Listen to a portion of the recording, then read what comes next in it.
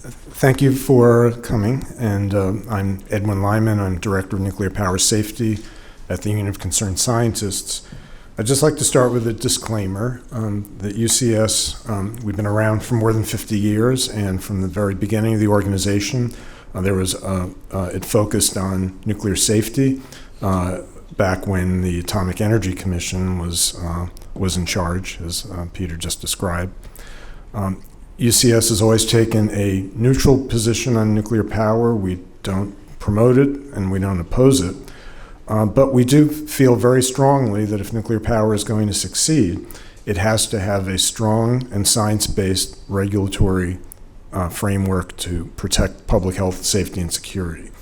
And unfortunately, what we've seen over the past few years is that the licensing process is becoming corrupted to the point that we no longer have confidence that the federal regulators of nuclear power are going to be able to ensure public health, safety, and security and protect the environment. And as a result, we are deeply concerned that this could pose undue risks to the American public. Next slide, please.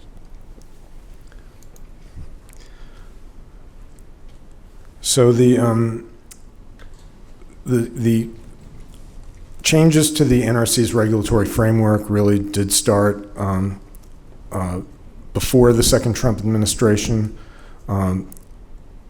but they are accelerating now as a result of the Executive Order 14300, which directed what was characterized as reform of the Nuclear Regulatory Commission. And this had many components to it. But one of them was setting essentially arbitrary mandatory timelines for licensing actions, including approval of new reactors. It directed the NRC to conduct a wholesale revision of all its regulations and guidance within 18 months, a Herculean task.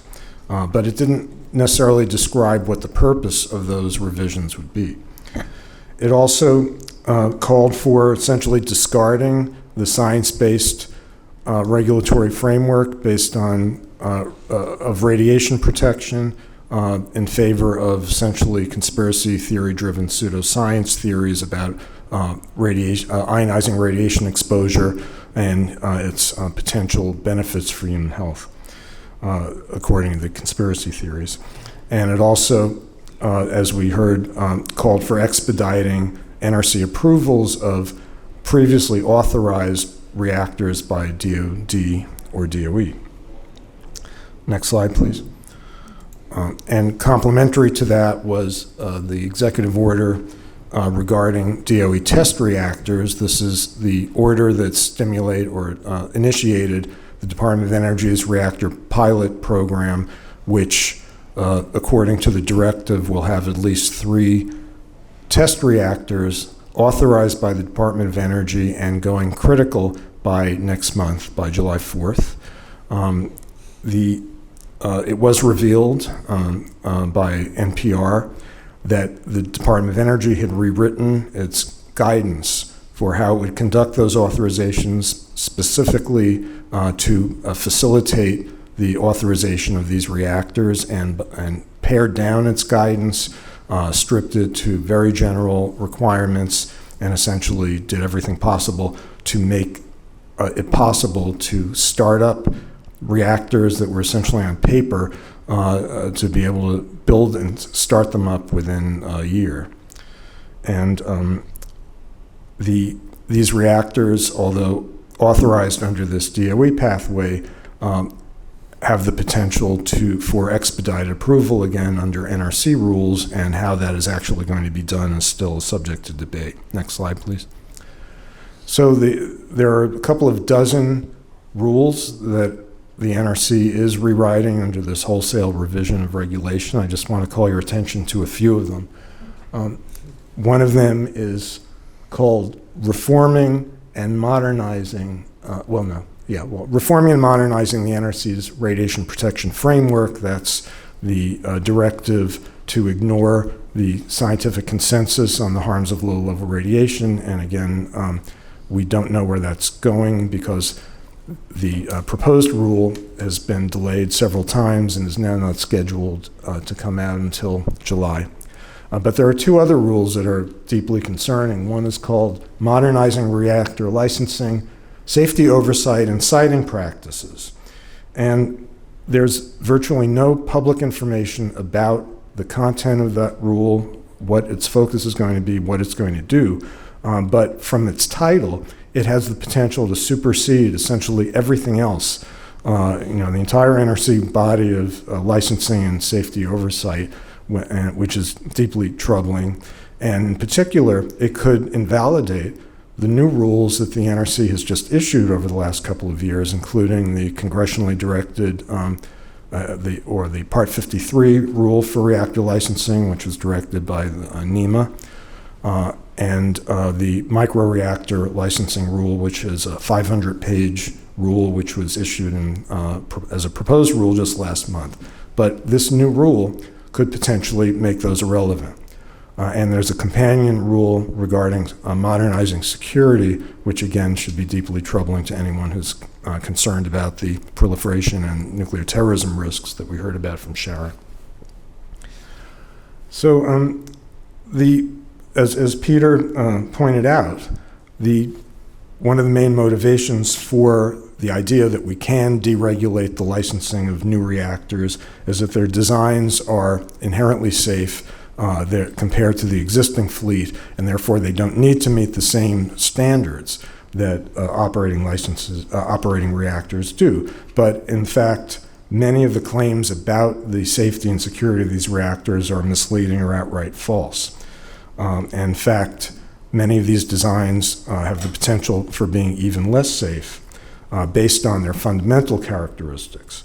And as a result, these unproven designs need to have more scrutiny before they're deployed, not less, but that's unfortunately not the direction we're going in. And the risks of deploying these untested experimental new reactors are going to be compounded by some of the regulatory rollbacks that the NRC has already essentially finalized, including removing long-time prohibitions against siting reactors in densely populated areas, permitting reactors to be built without the physical containment structures that formally distinguished why Chernobyl in 1986 was such a horrendous disaster compared to Fukushima, which was a slightly less horrendous disaster, but part of the reason was the containment. The rules allow for eliminating all off-site emergency planning, which is utter foolishness. It calls for reducing or even eliminating security officers to protect these plants from radiological sabotage, from terrorist attack, and trained operators or even on-site operators at all. And it would also open the door for using more dangerous fuels in reactors than the current low-enriched uranium that's used in light water reactors. These include the use of plutonium fuels that we heard about and the use of high-assay low-enriched uranium, which poses greater security risks than lower-enriched grades of uranium. Next slide, please. So just to go through some of the myths, the idea that these advanced reactors are passively safe and will shut themselves down has already been disproven for most designs. In fact, many of them can't even achieve a stable state, or they can't achieve a zero power state when they're shut down in an accident, but they can only go to a low power. And in some cases, for instance, the NuScale small modular reactor design, it was found out they could become unstable just due to the passive safety systems that operate and could potentially cause a severe accident, even being driven by the same passive safety forces that shut it down in the first place. Next slide, please. Another myth is the notion that sodium fast reactors like the Natrium being built by TerraPower in Kemmerer, Wyoming is a passively safe reactor. In fact, historically, fast reactors are known to be unstable under power increases or coolant boiling. Again, the same safety problem that plagued Chernobyl. Next slide, please. And finally, trisofuel. This is the so-called wonder fuel that the Department of Energy and the Department of Defense and the NRC and many in the industry claim is the safest fuel on Earth. But in fact, the reality is trisofuel is not invulnerable. In fact, even I have a graph here of the X-Energy XE100, their construction permit application, which clearly shows that under certain analyzed accidents, the fuel temperature can exceed the limit which has been established as the safe limit for this fuel. Next slide, please. Okay, all right. I'm done. Thank you.